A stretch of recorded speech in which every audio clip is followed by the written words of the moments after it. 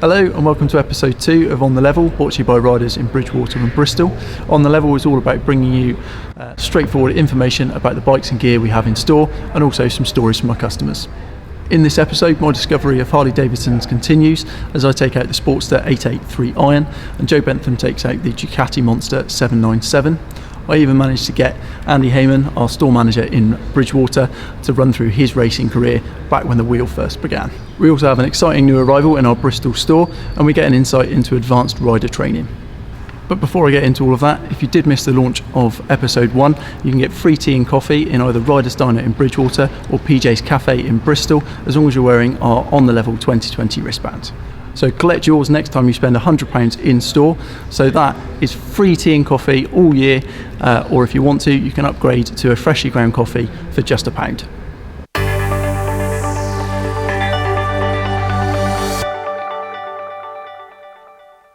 February's been a bit of a rough month for weather for us, so we have had to delay Martin Jessup going out on one of the Panigales, but that hasn't stopped us taking a couple of bikes out for a test ride. So here's Joe taking the Ducati Monster 797 out for a spin across the Somerset Levels. So here I am, Gav, ready to ride this. What can you tell me about it? Ready to ride the Ducati Monster 797.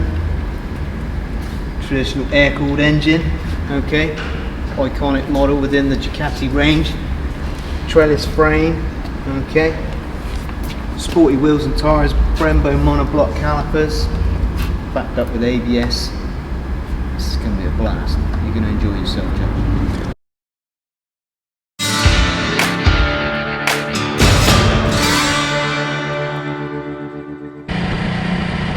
Fun ride, great experience. Bit of a change from riding the larger displacement bikes, but even at a lower speed there is a great sense of momentum.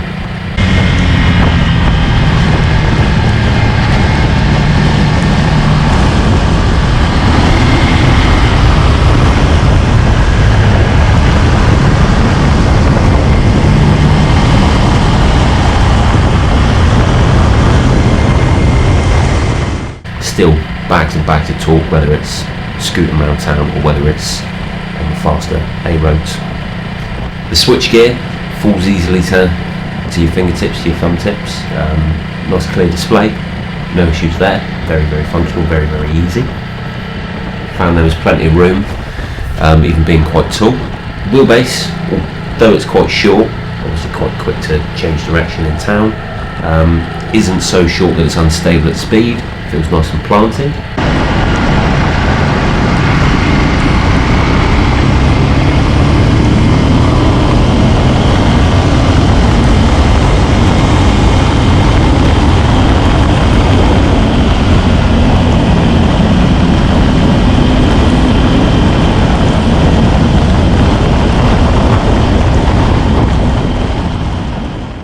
No matter how long you've been riding for, there's always scope for improvement. So the better you ride, the safer you'll be, the more fun you'll have in the process. Gina Bromage from the Institute of Advanced Motorists and advanced motorcyclist Dale Stote popped into our Bridgwater store to run through all of the benefits of advanced motorcycle training and also bust a few myths along the way.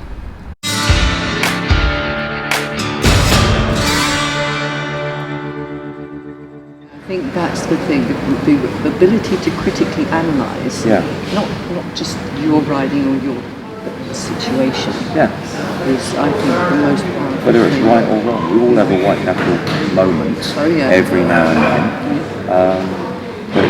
But you know, it's that self-critique that enables us to move forward and learn and progress accordingly. I think that's the beauty of the IAM. And also, I mean, you were saying that when you got your advanced test, even at that point, having come that far, you still felt there was quite a lot more to be done. That was the starting point. It was so obvious, even to me then. That was the starting point. There was so much more I didn't know, I wasn't aware of, or I hadn't practiced sufficiently to be competent-ish, and I wanted to go on and see what else the IAM had to offer. Having done that, even now, I'm still striving to be a better rider, better driver, because it links into both. Yeah, I think we all need to do that forever, don't we? But that's that self-critique. Yeah. because we teach ourselves the system. Yeah. A system. Yeah, that's right. Yeah. And that's why, these bikes, these shiny red bikes I've had 4 of them now, they fit right in with the way I ride. They fit right in with how I use that bike for the IAM and socially. I have to say, observing on mine is just a joy because it's just the perfect bike for it. It'll do absolutely everything. Yeah, the filters as well as goes on track. Exactly, and you've got such a good view from it, and it's so practical, and it's so poised at slow speed. That is a really nice thing about it because obviously it's a big heavy bike for me. Yeah. So I need it to be sorted. Yeah. If it's going to misbehave, then it will catch me out at slow speed, which is no fun. But yeah, and I've had it on track. When I've been training skills days. And again, it's a perfect thing for that because it's sporty enough to we're only doing road skills, so it's not like a racing track bike, but for the road skills days, just. See, I've progressed to the track days, skills days, IAM skills days, although they're on track, but I've progressed to that. But maybe one day. It'd be nice if I had the time. I think you should. The trouble is you're so busy with the bikes here, aren't you? But I think you'd enjoy it. I really do. There's no question. There's no question I'd enjoy it. It's having the time and whatever to do it. But that's another thing about the IAM. People have got this preconceived idea about the IAM, and how far from the truth is that? It's pretty old-fashioned, their idea. Yeah. Pipe and slippers, I think someone mentioned. Yeah. Or what's the zip-up jumper thing, but whatever that's called. But that's the sort of preconceived idea that they don't think that you go on Thruxton on the track, on the fastest track in the country, allegedly, one of. Okay, it's a skills day, and they're reduced speeds, and we're trying to help people. You're trying to help people because you're one of the instructors. They don't think of that readily. No. So it hones a greater level of skill, doesn't it? So to what extent do you feel the Masters programme was a suitable way to continue working on your skills? See, I wasn't going to mention that. I keep all that very close to my chest. So, yes, you're right, I've gone and done numerous Masters now. It's a natural stepping stone, and if I might be so bold, and I'm probably going to get this wrong and get told off by you, but in my mind, the Masters level of riding is a totally different commitment from the outset. To go back to the books, read the books, and see what we can do in the fine lines of the law. And I think it's a whole different approach which takes you on again a step on from normal, if there is a normal advanced level. But it's a whole different ball game away. Yeah, so I always think of it as a much more sophisticated way of managing the information that you can get. You glean a lot more information. Yes. And information is key to any riding and driving and the advanced sort of process. But it opens your eyes again to teaching yourself what we're looking for, why we're looking for it, and using that information to the best of our ability to maximise the allowances on the road and other traffic and fixed obstacles. Absolutely. And at the end of the day, your ability to progress through the traffic can never be any better than the best use you can make of your information. Right. Absolutely. Absolutely. It's all about information's key. At the Masters level, it goes on that step forward. And even when you get examined at Masters level, as you'll know anyway, you are examined by the highest level of professional or ex-professional riders. And even that process, whilst daunting, because you know how experienced they are behind you, there's nothing scarier than doing something in front of somebody who can do it a lot better. That is one of my guys, which you know, he was 4 to 6 foot from my backside throughout the entire duration. I was on one of these, which are sprightly. Yes. And Masters is all about maximum progress, safety, etc. A combination of. he was on a motorbike that was the size of a Range Rover, and it looked in my mirror as if at any given point he could have overtaken me and smoked a pipe at the same time. So yeah, the difference is immense. But no, what you get from the Masters, IAM Masters, is phenomenal. But it's not for everybody. No, it isn't for everybody. But those guys, they're bikers through and through, aren't they? Yeah. It ain't about telling you what to do. No. It's working with someone. Yeah. And with the machine. Yeah.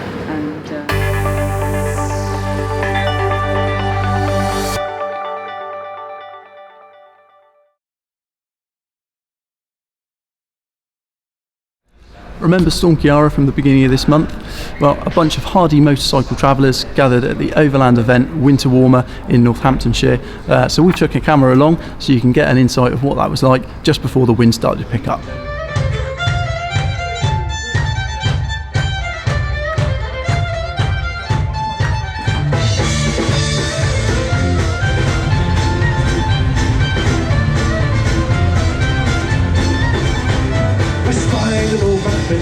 Rubbing his hands in glee, he made a mint in a stint in the streets. Thank you very much indeed for coming to the Overland event Winter Warmer. And hey!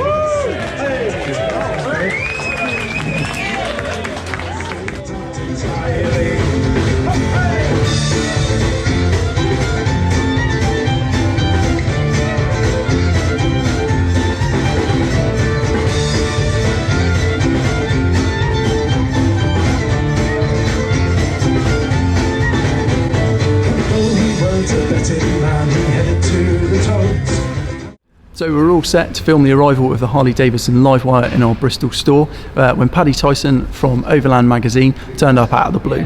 So we took full advantage and got him to chat to Jerry Parrott about all things electric, Ewan and Charlie, and travelling the USA.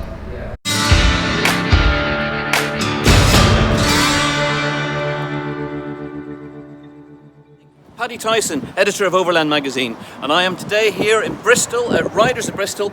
I'm going to meet Jerry, talk about all the various bikes they've got for sale. Today they are taking delivery of the first LiveWire.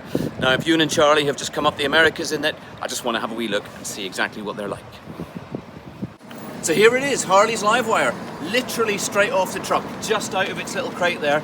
The first LiveWire that Riders of Bristol got their hands on. So, what's it like to sit on? Well, let me see. Do you know, it's lighter than I thought it was going to be. It's kind of sporty, kind of compact. This seat feels quite nice. Obviously, if it worked for Ewan and Charlie to come up the Americas, then I'm sure it'll be fine. Of course, their bikes had spoked wheels, not the cast ones. But yeah, I can't wait to start talking about this to Jerry. Find some of the spec. Apart from being electric, it really is all mod cons, isn't it? I mean, in here, we don't just have a bike we can use, but we've got built-in sat-nav, built-in trackers, built-in what else? Bluetooth as well, so it will show you what music you're playing through your Bluetooth headset as well. Right. So the tracker will help you know where you are, and it will also help you know where charging points are as well. So it'll let you know if you're low on charge, how far you've got to the next charging point, which is essential. A lot of people who have voiced an opinion on electric bikes are worried about how far it'll be to the next charge, whether you're going to run out of charge, how long the charge will last. So that takes care of it all. You haven't got to worry, because it's going to let you get to your next point with lots of time, so you can get it charged up either on a fast charge or a slow charge. And this is capable of both straight away, but don't need anything else? Or wires, where do our wires live? I mean, how do I plug the thing in? So you've got, when you go to a standard sort of petrol station or service station, you've got the charging point goes in here, which is the big normal socket you'd see that electric cars would charge up with, goes in here. And then we've got another point here where you'd have a lead under the seat, which you use to just plug into a normal domestic socket. Right. And how much time are we talking for either of those charges? 45 minutes to go to 80% on fast. Time for a cup of coffee? Time for a cup of coffee and a comfort break, and 7 hours on slow charge at home. Right. So plenty of time to get home in the evening, plug it in the morning it's ready to go again. And realistically, will it do 100 mile? Yes. Right. Yes. Very definitely. The figures are 120 for long distance riding, 90 to 100 on speed. Does the machine not do any charging itself on the move? So if I'm in a hilly area, for example? Yep. Yes, it does. So it charges itself from the going down the hill, as well as charging from this socket. So is that as long as where effectively the rear wheel is driving is acting as a charger because the throttle's closed, that kind of thing? Right, okay. Will that expand range? Because obviously if I'm in a hilly place, it'll charge, but surely it's going to use more power going back up the other side. You're right, unless you're only going downhill. But there's not very often you're going to do that. But it will have some sort of generative effect on the battery, yeah. Right. I haven't ridden one of these yet, but I've ridden a couple of electric bikes, and I know I just love the grunt. I mean, it's just there everywhere, isn't it? Straight away. It's straight down, low down power, which can almost take you by surprise.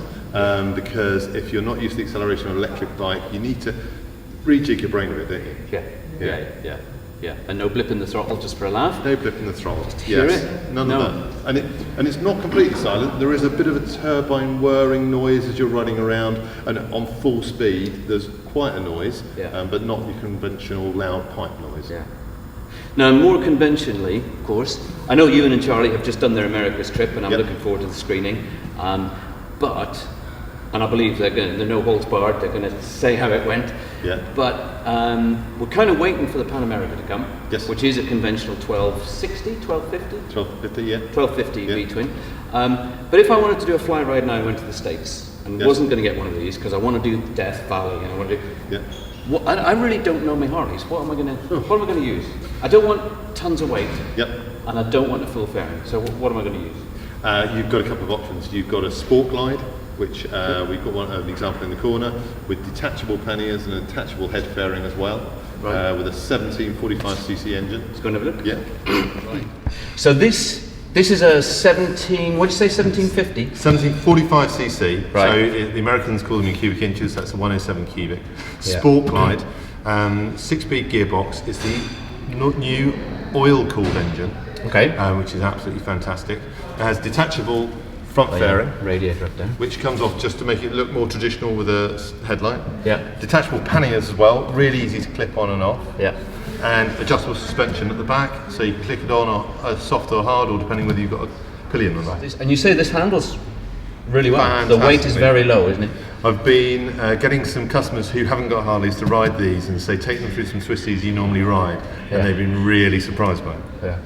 So lovely. So this might be it. So before the Pan American comes along, this might be the sort of thing that I would take across the States.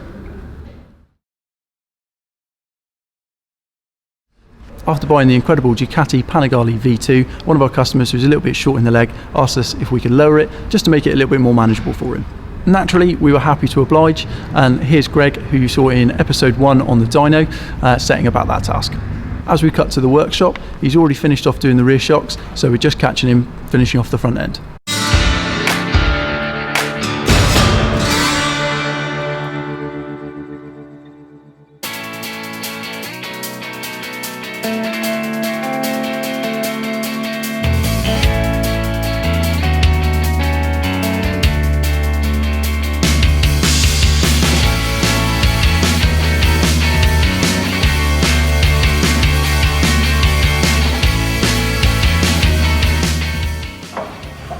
So, from doing what I've just done there now, I've gained another 5 mil. Cool. So overall, I have lowered this bike 19 mil. I've taken a load of preload off the rear shock. That's the only way to lower the rear at the minute. There might be a bar that come available, and then I've done 5 mil on the front, which overall has lowered the whole bike 19 mil.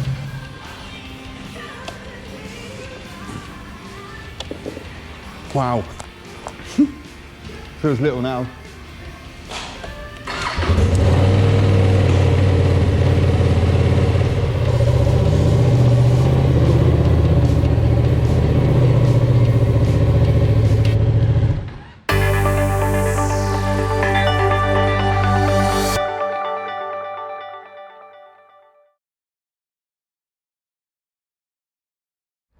In the last episode, I took out the Harley-Davidson Street Rod 750, and this time Andy has actually recommended taking out the 883 iron, which is a Sportster, and here's him giving me the lowdown on that.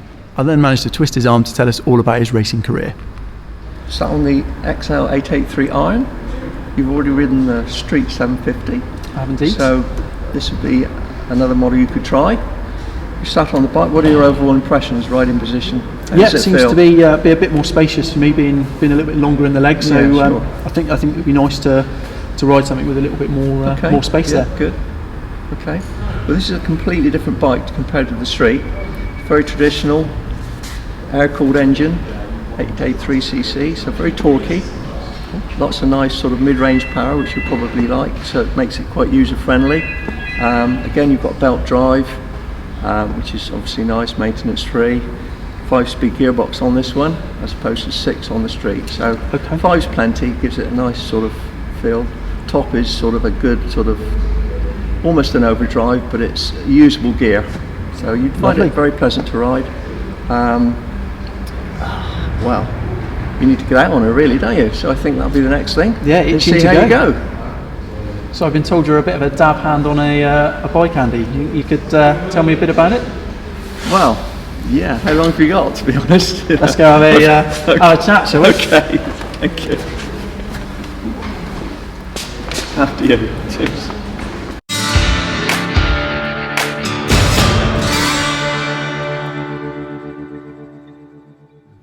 I don't know where I got the interest for motorcycles from, really. I think sort of Dad was semi-interested, and I think he used to ride a bike in his youth without a crash helmet, he told me.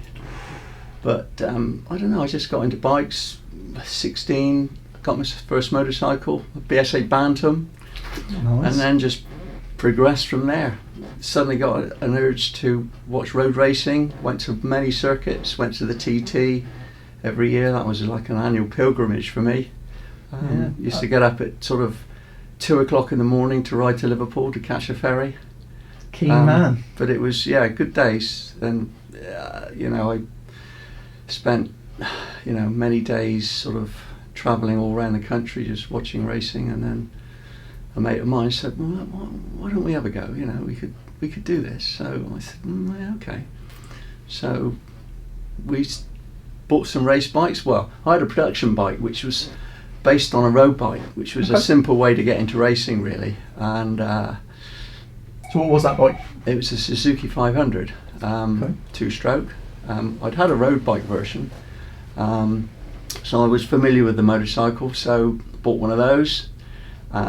Needed a way of getting to the circuit, so we built ourselves a trailer, put the Nice. bikes on the trailer, and off we went. And it progressed from there. I spent sort of 8 years racing. Did you get any success? Yeah, well, club and national level, I was, there or thereabouts most of the time. So, a lot of fun, a lot of money. It was an expensive I'm sure. business. In terms of sort of bikes these days, if you had, say, no limit, no fund limit, what sort of bike would you choose to race these days? To race, Yeah. my goodness, it's changed so much, Adam, from my days. It's, I don't know. I guess it was tough then. It's still tough now, and obviously speeds have increased a lot. Most of the circuits have changed dramatically. From a safety perspective, we actually used to ride on a few airfield circuits as well, which is good fun. But they were never quite the same. You go back, a few months later, and it wasn't quite, because they used to lay it out with cones and straw bales. So it was an interesting. Of course, showing your age, Andy. Oh my goodness, it was good fun though, yeah. Good. But I don't know if I raced these days. I wouldn't have not wanted to have done it. It's meet a lot of really good guys, and the camaraderie in the paddock was absolutely fantastic. If you had a problem with your bike and you needed a part, you could walk around and somebody would help you out. It's a little different now, I think, but I'm sure, you're talking a good few £100 on parts to just ask someone. most definitely. But back in those days, everyone was very helpful, and I got to know a lot of really nice people, and I still keep in touch with some of them now. So have you had any famous encounters through the years?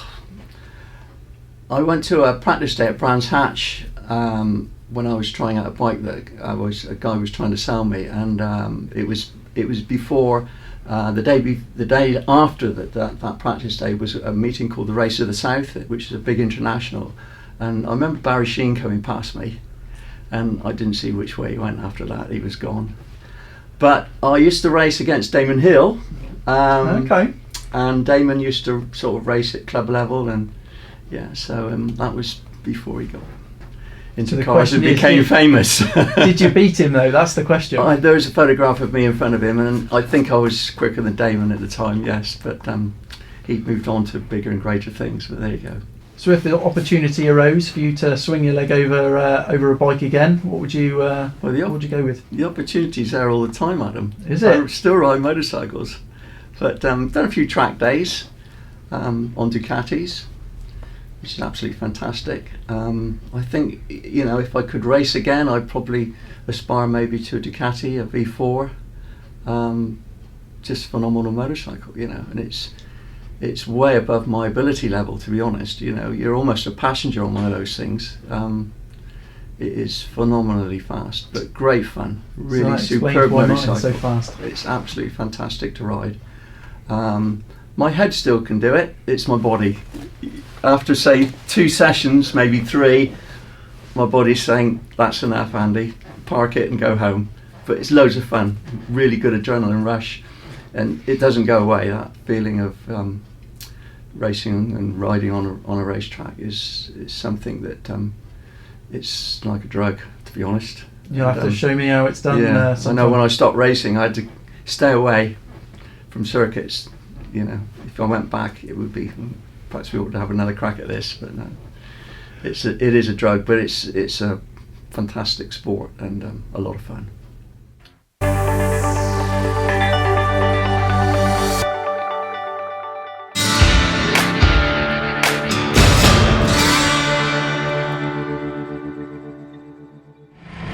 So after last month being on the Street Rod 750, coming onto this Sportster, giving a lot more leg room for me, and also the handlebar position real nice and comfortable for the taller rider. Felt really good having a bit of torquey power underneath me there, so you get to open it up at the corners and you really start to hear that Harley-Davidson roar. Even given the wet conditions, it was nice to have a bit more confidence after last month. So being able to push the bike a little bit more felt nice and at home, nice and early on. So for my first time going through 7 bends, felt really nice and planted, starting to lean the bike over from side to side going through those. This feature is a nice one for Harley-Davidson with your left and right indicators, self-cancelling, so left is left and on your right hand side is your right indicator, but being self-cancelling, it's one of those weird ones to get used to.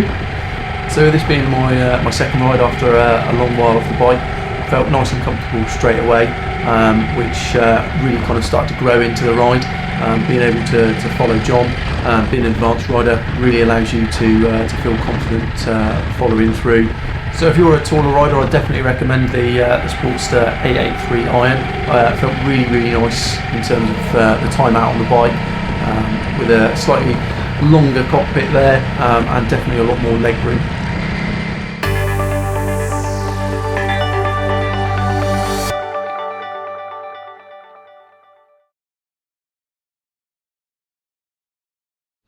We're hoping to include some on-the-road features of advanced motorcycle training in our future episodes, but until then, here's Dale and Gina continuing their conversation. I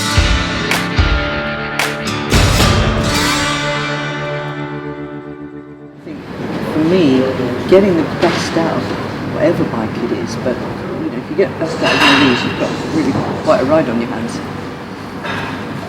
I don't want to say too much, but yes, you have got quite a ride on your hands. They can be very, very progressive when circumstances allow and legalities allow. They are a fantastic machine, and I'm definitely sticking with them. Yeah. I do like them. I've also found this dealership as well has been really, really helpful to me. I've had 4 bikes. I've had 4 Ducatis through this dealership, and they have been fantastic to me, all the guys. Which is why Rob, now the service manager, has just signed up for the IAM system. Yes, I was so pleased that he did that. Yeah, I had a long chat with him a few months ago, and he was so I did my best to talk him into it. I think the thing that people don't expect is that not only will they enjoy doing the training, they'll enjoy their riding more as well. It's a real double win, isn't it? It's a win-win. Well, Rob actually, I was chatting to him because we, as you know anyway, we certainly over this club we organise slow riding skills days locally in a big car park. I invited him to one of them last year, him and another colleague. Yes, I was at that one. That's right. Well, it was me that invited him and said, well, get your backside down there and come and see us. It's all, have a cup of tea and we'll have a chat. And he had so much fun. And that slow riding skills days, you know, cut the cones and all the rest of it. And it's getting the best out of your bike at very slow speeds, which quite often is more complex. It takes more skill, really, doesn't it? It does. It takes more skill because you haven't got the massive momentum. stability Yeah, of the right. rotation inertia of the moving wheels. Yeah. You know, it's all about skill and finesse. Yeah. Well, on that day, he turned around and said, that's it. He said that I'm going to sign up. It's just a matter of when to fit in with what he was doing. So I'm really pleased he's come on board. And I've already said to him I'm quite happy to go out, although I'm not observing at the moment. But I said I'm quite happy to go out for a social ride with him. Just you know, as a social ride. Yeah, just to give him a chance to practice. Yeah. Because I mean that is the important thing about the training. You can't just do the rides and observing. You've got to do the practice in between. Well, I think the observing helps the associate to let them make those decisions. They don't tell them what to do. It's all about, like you said, the practice. They give them like homework and whatever, and they give them something to practice on, so that then they can move forward, check it and move forward. They don't say by rote X, Y, and Z, because then that creates a stereotypical rider. Yeah, no, and a non-thinking rider. Well, and the trouble is you can't afford to do that, can you? Because when you're on the road, situations changing all the time. So if you can't adapt to different information, to a dynamic situation, it's never going to make you any better.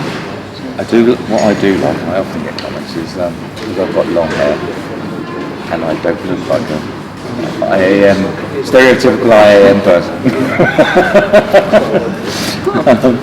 but you know, the thing is, it's a bit like motorcyclists generally, isn't it? You know, if we're not in our bike kit, you won't pick us out in a room of 100 people. You know, there might be half of them that ride bikes, but you wouldn't know just by looking at them. And it's the same thing I am, you know. I mean, I am people are not using a pod. We're really very, very, very Well, being lucky and fortunate being involved with a lot of the I am getting involved with, I can see that. I know you're sort of involved very high level. You can see that very clearly. There's a multitude of people and backgrounds, both the car side and actually the motorcycle, and skills levels and all the rest of it. But everyone's there trying to help each other, and we've got a common bond, which is great. It is, isn't it? It's fantastic that almost no matter where you go, if you're talking to another motorcyclist, you've got a lot in common with Yeah, you. there is. Yeah. But isn't that the same as when someone's got a puncture on the side of the road? We all stop for them. Yeah. You never see that with a car. No, absolutely. Yeah, no, it's amazing, isn't it? And apparently, statistically, we're more likely to stop for a car incident as well. You know. It would probably depend on what badge it was, to be honest. I hope you've enjoyed watching On The Level as much as we have making it. And if you'd like to feature in one of our following episodes, by all means get in touch. We'd love to hear your story as well. In episode 3, I need to decide which Harley-Davidson I'm going to take out next, and hopefully the weather's a little bit kinder to us so Martin can get out and show us what the Panigale is really about. Until then, ride safe.